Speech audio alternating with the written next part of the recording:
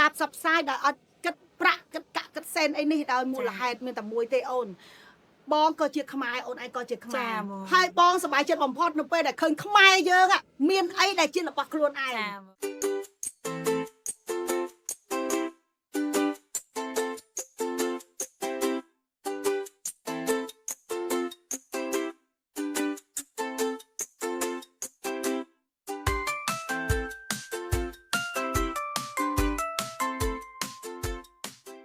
ជំរាបសួរបងប្អូនទាំងអស់គ្នាចាជំរាបសួរអូនចាអូយបងប្អូនទាំងអស់គ្នាថ្ងៃនេះបងប្អូនប្លែកទៀតហើយចាដោយសារខ្ញុំថ្ងៃនេះនាំបងប្អូនមកស្គាល់ទីតាំងមួយកន្លែងគឺជាសិប្បកម្មផលិតអាហារសម្រន់សម្រាប់មនុស្សធំដូចជារូបខ្ញុំក៏ដូចជាកូនក្មេងសិប្បកម្មនេះមានឈ្មោះថារាជនីចាបងប្អូនស្ដាប់ទៅសំបីតែឈ្មោះបងប្អូនគូថាខ្មែរសុទ្ធមកបើនិយាយថាជាតិកាត់ក៏អត់មានដែរចាអូនឯងឈ្មោះអីគេឈ្មោះចិន្តាណោះហ្នឹងហើយគឺជាជំនួយការពិសេសរបស់រាជនីចាថ្ងៃនេះបងមកដល់កន្លែងទីតាំងខ្លួនឯងផ្ទាល់នេះដោយសារតែបងបានឃើញ comment បងប្អូនចានៅក្នុងការផុសរបស់បងចាក្នុងហ្នឹងមិនបានអូនឯងនឹកឃើញថាអូនឯងដាក់លេខទូរស័ព្ទដើម្បីបងតាក់ទងទៅមើលចាមកដោយសារនៅក្នុងវីដេអូហ្នឹងឃើញថាបងផ្សព្វផ្សាយថាចង់ជួយប្រមូលផលិតផលខ្មែរយើងជួយមានការគ្រប់គ្រងច្រើនផលិតផលរបស់ខ្មែរយើងចាប៉ុន្តែវីដេអូហ្នឹងគឺថាប្រហែលជាដូចអ្វីដែលគេធ្លាប់បាននិយាយថាបងមកជួយផ្សព្វផ្សាយអីចឹងប្រហែលជាមានការគិតលុយតែជាស្ដែងបថុយមួយចានសិនណាចាំទៅអូនចាបថុយសាក់ខមមិនចូលទៅបងក៏តាក់ទងមកភ្លាបងគាត់តាក់ទងមកលឿនហ្មងចា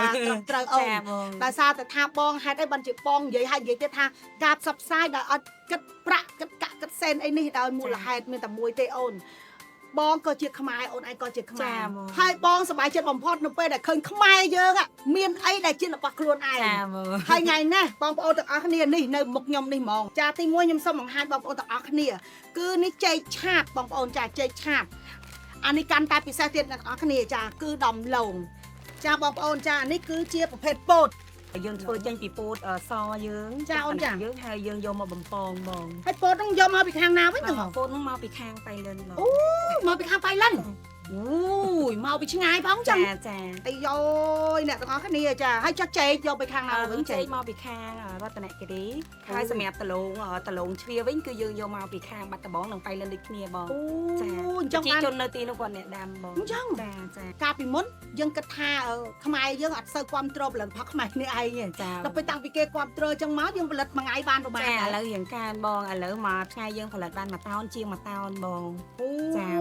ច្រើនអញ្ចឹងចាចូលបងប្អូនទាំងគ្នានេះបងប្អូននេះពោតមិនដែរបងថ្ងៃ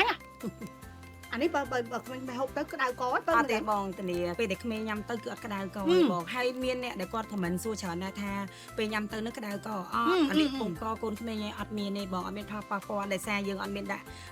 ជាប្រភេទម្សៅឬក៏សារធាតុដែលរក្សាទុកអីបានយូរដើម្បីប៉ះពាល់សុខភាពទេបងចាអូនចាអូយបងពិតជាអរគុណអូនឯងមែនតែនបងដល់ពេលបងប្អូនខ្ញុំឃើញអញ្ចឹងខ្ញុំអារម្មណ៍ខ្ញុំគឺថាសប្បាយចិត្តជំនួសមេត្តាបិតារបស់កម្ពុជាហ្មងដោយសារអី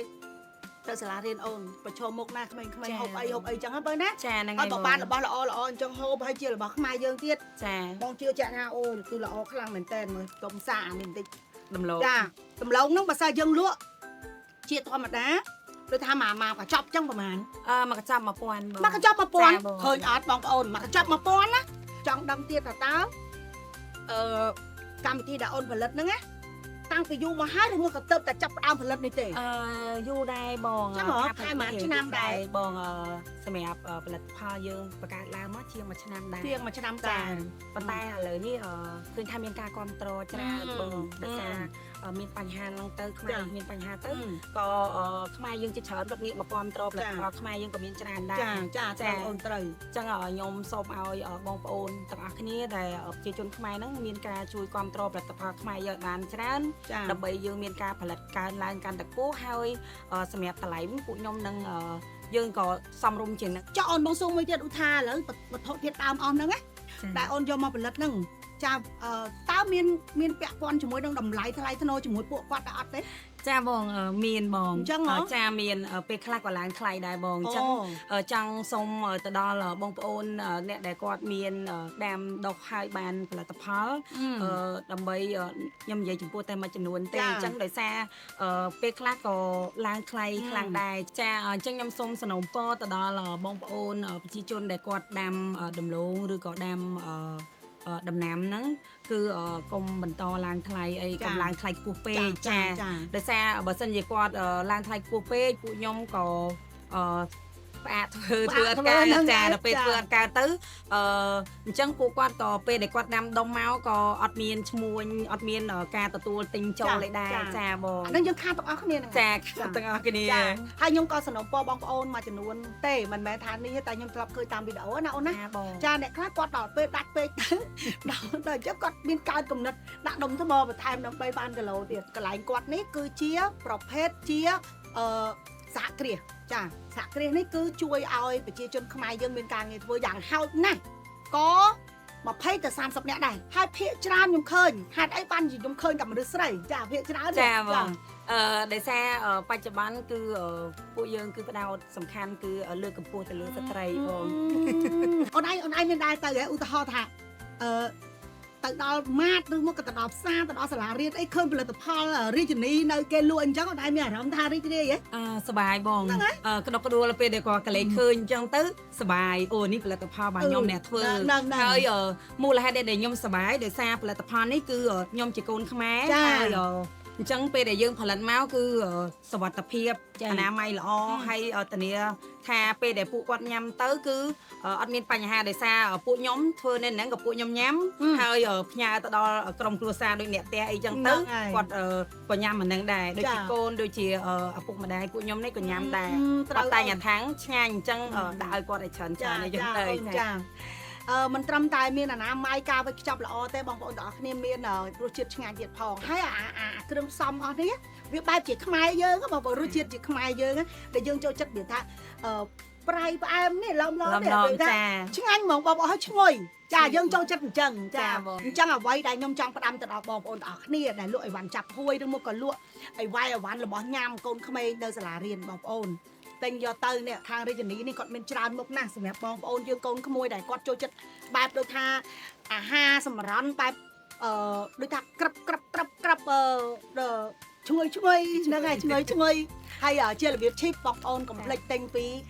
ក្រុមហ៊ុនរបស់រាជនីហ្នឹងទៅគាត់លក់របស់ដែលធ្វើឲ្យសុខភាពយើងល្អហើយក៏អរគុណបងដូចគ្នាចាដែលក្រុមការងារបងទៀតដែរហើយតាក់តងមកឡើងលឿនតាក់តងមកចាបងហ្នឹងហើយអត់មានថារឹកឆ្មៃឬអីគឺអត់មានទេហើយបានបងមកលឿនអនឡាញដល់អត់តែសារឥឡូវគឺក្មេងចូលកងហើយចាអញ្ចឹងក្មេងចូលកងនេះគឺតម្រូវឲ្យបងប្អូនយើងដែលជាអ្នកលក់អ្នកដូរនឹងត្រូវតែទិញឲ្យវាយអវ៉ាន់ទៅលក់ឲ្យក្មេងៗញ៉ាំនេះចាអញ្ចឹងបើសិនបងប្អូនគាត់បានឃើញអញ្ចឹងវីដេអូហ្នឹងគឺគាត់ដឹងទិញរបស់យកទៅហើយអញ្ចឹងអត់មានច្រើនទេមានតែជូនពរបងប្អូនដែលមានសំណាងល្អសុខភាពល្អពិសេសទៀតកុំភ្លេចជួយ follow page របស់ខ្ញុំឲ្យបានគ្រប់1លាននាក់បងប្អូនដែលសារឥឡូវនេះគឺខ្ញុំមានត្រឹមតែ66,000នាក់ទេដូចនេះហើយនៅខ្វះអញ្ចឹងឥឡូវបាន1លានគឺបងប្អូនផ្សព្វផ្សាយផលិតផលខ្មែរយើងគឺទៅដល់ពិភពលោកទៅដល់កន្លែងណាក៏ទៅដែរចាសូមបងប្អូនជួយ follow page បងដូចគ្នាដោយសារបងគាត់ចូលមកជាក់ស្ដែងមែនហើយអត់បានគិតថ្លៃសេវាពីខាងពួកខ្ញុំមែនចាហើយយើងបេសកកម្មពួកយើងមិនមែនបញ្ចប់តែថ្ងៃនេះទេគឺយើងត្រូវធ្វើបេសកកម្មមួយនេះរហូតដល់ថ្ងៃអនាគតតែម្ដងសម្រាប់បងប្អូនដែលជាពលរដ្ឋខ្មែរមានមុខរបរតូចក៏ដោយធំក៏ដោយចង់ឲ្យខាត់សខីមជួយផ្សាយមកបងប្អូនមកដាក់លេខទូរស័ព្ទនៅក្នុង comment ចាបងប្អូននឹងទទួលបានចាខាត់សុខីមទៅដល់មុខផ្ទះត្មងចាអរគុណច្រើនបងប្អូនទាំងអស់គ្នាជួយបងឲ្យសុខសប្បាយសុខភាពល្អណាស់អូនណាចាអរគុណបងប្អូនទាំងអស់គ្នាជួបគ្នានៅវីដេអូក្រោយចាអរគុណ